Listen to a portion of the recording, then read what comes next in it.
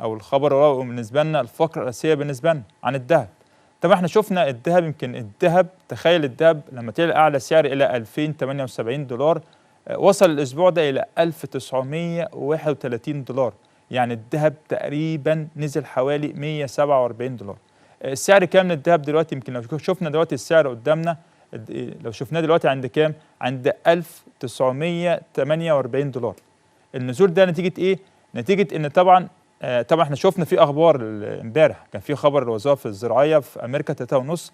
الخبر ده يعني يوم الجمعه بالظبط، يعني اول امبارح يوم الجمعه بدا نزل الذهب بشكل قوي جدا، من 1982 نزل ل 1947.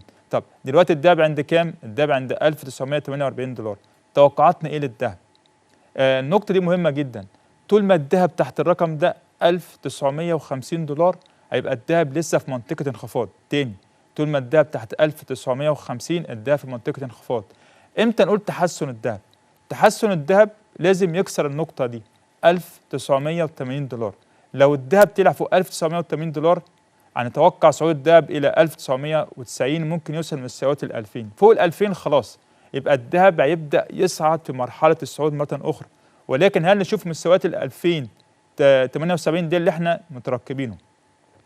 امتى نزول الذهب؟ أقوى رقم لانخفاض الذهب هو عند 1930 دولار. لو شفنا احنا الأسبوع ده الذهب تحت 1930 دولار، في توقعات كبير جدا ممكن يزيد في انخفاض، ممكن يوصل مستويات 1920، ممكن يوصل مستويات 1910.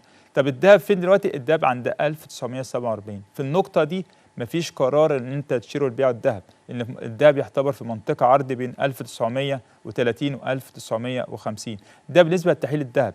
لو جينا شفنا طبعا الذهب في مصر يمكن سجل دلوقتي يمكن 2685 لو عيار 24. طب في ناس كتير جدا تقول طب ازاي نحسب سعر الجرام في مصر عيار 24؟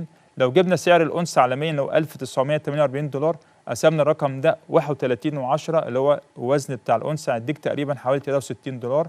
لو في سعر البنك هيديك سعر الجرام في مصر عيار 24 يمكن تقريبا في زيادة حوالي 700 ل 750 جنيه عن السعر العالمي. تاني يبقى في حوالي زيادة من 700 ل 750 سعر الجرام في مصر على 24 على البورصة العالمية.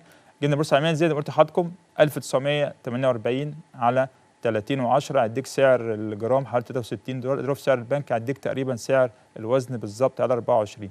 ده بالنسبة لتحليل الذهب قلنا بشكل مختصر.